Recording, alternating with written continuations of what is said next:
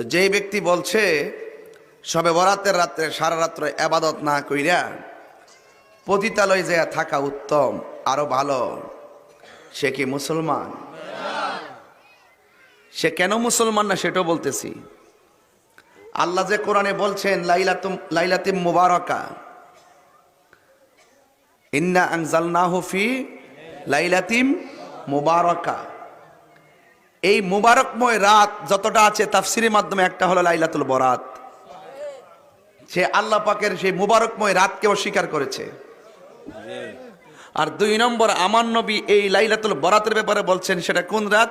লাইলাতুন নিসফি মিন শাবান, এটা হলো শাবানের 14 তারিখ দিবাগত রাত। এই দিক দিয়ে সে আমার নবীর হাদিসকে অস্বীকার করছে। কথা বলেন ঠিক না বেঠিক?